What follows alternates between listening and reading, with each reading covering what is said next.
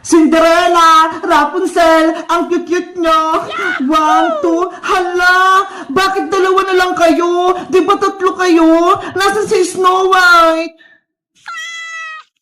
Ayun pala siya, umiiyak. Bakit kaya? Naku, napupo pala siya sa pinggan, kaya pala siya umiiyak. Ang baho! Wait lang ha, kukuha lang ako ng pamunas para linisin tayo mo, para hindi rin magalit si nanay. A few moments later. Bebang! May merienda ba tayo? Ay, ayun! Mukhang may chocolate sa pinggan. Siguro, tira yun ni Bebang. Kakainin ko nga. Oh no!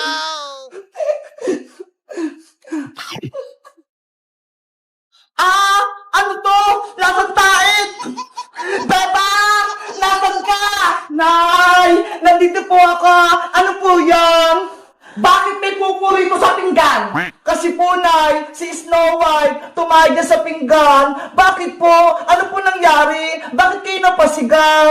Kasi nakain ko yung pupo na yan. Akala ko chocolate. Ano po? Nakain niyo yung pupo ni Snow White? Anong nakakatorong, Bebang? Ha? Wala po, Nay. Naiinis ako sa malilit na pusa na yan. Bebang, iligaw mo sila. Dapat wala rin sila dito sa bahay, ha? Ililigaw sila? Bakit po, Nay? Alaga ko sila eh. Pakalat-kalat sila dito sa loob ng bahay? Kung saan-saan sila mga tumatae? Kaya yun, nakain ko tuloy. Pero, Nay, maliliit pa po sila. Hindi pa nilang kayang mamuhay sa labas. Tsaka, nalilinis ko naman po yung pupo nila, ha? Eto nga po, may dala akong pamunas. Walang pero. Gusto ko, iligaw mo sila ngayon din. Nay, ayoko po. Mahal ko po si Snow White, si Rapunzel, pati si Cinderella. Hindi ko sila kayang iligaw. Kung ayaw mo silang iligaw, ikaw ang ililigaw ko, Bebang. Papalayasin kita sa bahay na to. Nanay naman eh. Huwag mo akong iyakan, Bebang. Bilisan mo na. Iligaw mo na sila. Ayoko makikita sila dito sa bahay. Opo. Snow White, Rapunzel, Cinderella, sorry. Pinalayas na kayo ni nanay. Doon na kayo maninirahan sa may labas. Doon mo iligaw sa malayo yung mga yan para hindi sila bumalik. Opo, Nay. Tara na mga alagang pusa. Labas na tayo.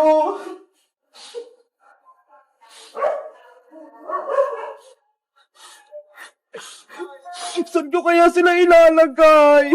Kawawa naman sila. Maliliit pa. Bebang! Saan ka pupunta? At ano yung hawak mo? Princess, pinaliligaw sa akin to ni nanay yung maliliit kong kuting. Ano? Bakit? Kawawa naman sila. Di ba anak yan ni Shadow? Kasi si nanay, nakain niya yung tayo ni Snow White, kaya yun, nagalit siya. Si Aling Sitang, nakakain ng pupo ng pusa. Ew! Kadiri! Huwag kang tumawa, Princess. Baka marinig ka ni nanay. Lalo pa siyang magalit. Nakakatawa kasi Bebang eh.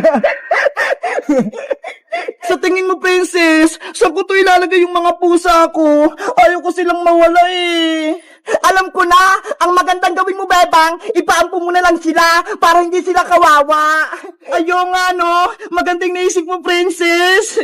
Diba? Matalino ako. Maliligtas ko yung mga kuting mo.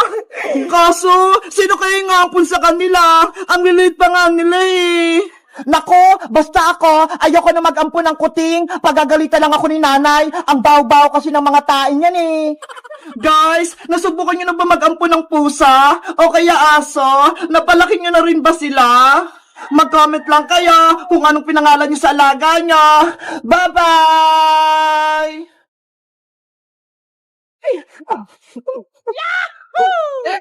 Princess, Iska, ilan nakuha yung score sa exam ni Teacher Magda? 15/20. 5 lang yung mali ko, Bebang. Muntikan ko na siyang ma-perfect. Ako naman, 10/20. Kalahating tama, kalahating mali. Ang baba naman sa'yo, Princess. Nakalimutan ko kasing mag-review eh. Kasi unang araw pa lang ng school, tapos nagpa-exam agad si teacher. Dapat, like ka nag-review sa pinag-aralan mo para ready ka sa exam. Ikaw ba, Bebang? Ilan yung score mo? Perfect yung score ko. 20/20. Tingnan nyo, ho. Ang galing mo talaga, Bebang. Matutuwa panigurado nito si nanay. Ginalingan ko sa school. Sa akin naman, mapapalo ako nito ni nanay. O siya, Princess, Iska, uwi na muna ako. Ipapakita ko lang to kay nanay score ko. Maglalaro tayo mamaya, Bebang, ha? Sige, maglalaro tayo mamaya. Bye-bye! Kailangan ko na makaalis bago pa ako maabutan ni Bebang. Nay! Nandito na po ako! Perfect yung score ko kay Teacher Magda! Lagot! Nabutan ako ni Bebang! Nay! Saan po kayo pupunta? Bakit po kayo merong malaking bag? Bebang anak, iiwan mo na kita rito sa bahay ah. Maghahanap lang ako ng trabaho dun sa may abroad para may pera tayo. Ano po, Nay? Iiwan niyo po akong mag-isa. Ayoko po. Gusto ko pong sumama sa inyo. Pero Bebang, di ba malaki ka na? Kaya mo nang alagayin yung sarili mo. Kailangan ko pumunta ng ibang bansa para makapagpadala ako ng pera pang paaral sa'yo. Hindi ko po kayang mabuhin mag-isa, Nay. Dito ka lang, Nay. Kahit maghirap tayo, masaya pa rin po ako. Basta magkasama po tayong dalawa. Huwag nang matigas yung ulo, Bebang. Malapit na yung flight ko. Lilipad na yung aeroplano.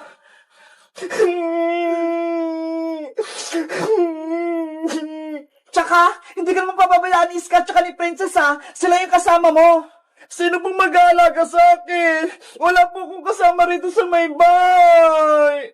Bukas na bukas, darating dito yung tiyahin mo, tsaka yung pinsa mong si Maria. Sila muna yung mga kasama mo rito sa bahay. Huwag na po kayong umalis, Nay. Dito lang po kayo. Ay, naisundo kong tricycle. Mag-ingat ka rito, Bebang. Lagi mong tatandaan, mahal na mahal kita. Tatawag ako sa'yo kapag andun ako sa ibang bansa. Oh no! Nanay! Huwag niyo po akong iwan! Papay, Bebang ko.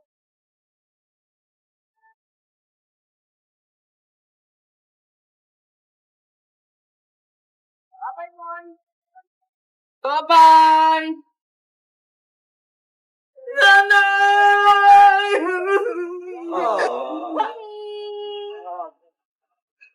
Nanay ko! Huwag niyo akong iwan!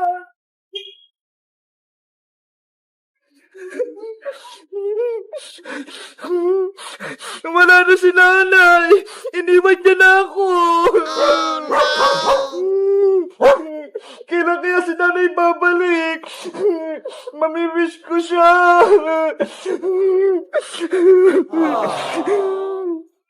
Princess, tignan mo si Bebang, umiiyak. Ano kaya nangyari sa kanya? Siguro, iniwan siya ni Aling Sitang. Kawawa naman si Bebang. Guys, may masamang balita.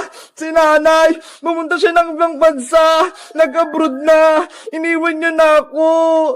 Paano na yan? Wala na akong kasama rito sa bahay. Sino na lang yung kasama ko?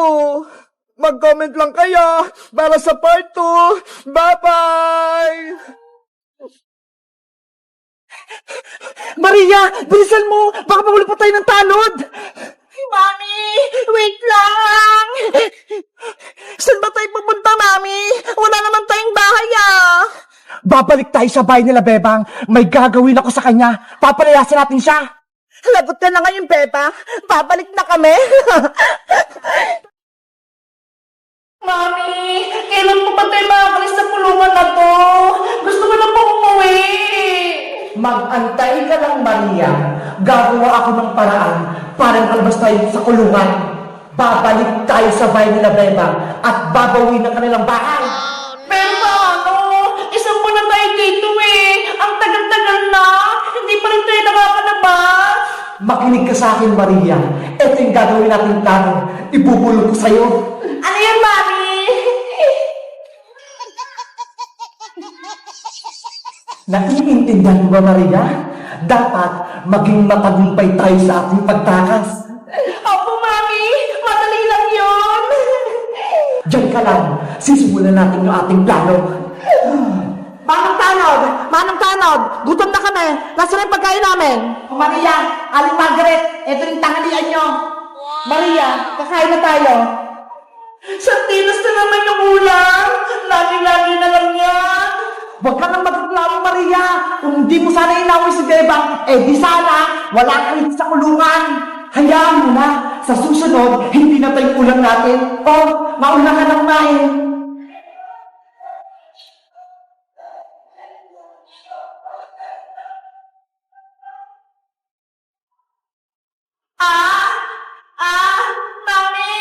Mami, gintan ko, tulong, Mami. Maria, ano nangyari sa'yo?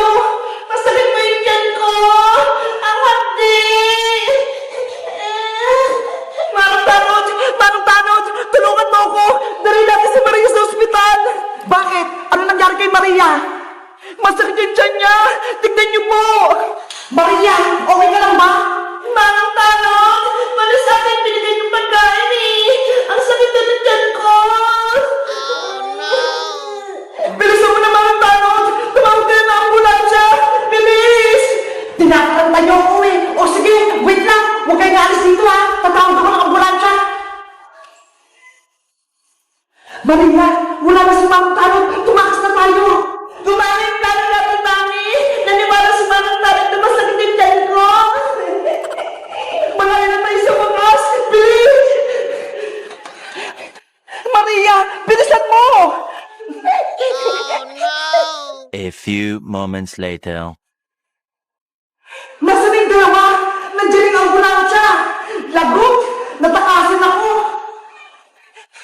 Maria, bilisan mo! Baka mahuli pa tayo ng tanod! Mami, wait lang! Saan ba tayo pupunta, Mami? Wala naman tayong bahay, ah! Babalik tayo sa bahay nila, Bebang. May gagawin ako sa kanya. Papalayasin natin siya. Lagot ka na ngayon, Bebang. Babalik na kami. Tara na, bilis! Para makamunta na tayo sa bahay nila. Antay, Mami! Maria, halika na rito habang bukas pa tong gate.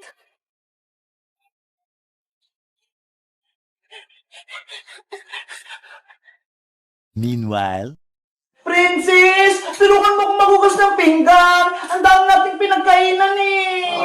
Ikaw na lang, Bebang. Kaya mo na yan. Kumakain pa ako nito ng orange eh. Ang tamad-tamad mo talaga. Ikaw yung pinakamaraming kinain eh.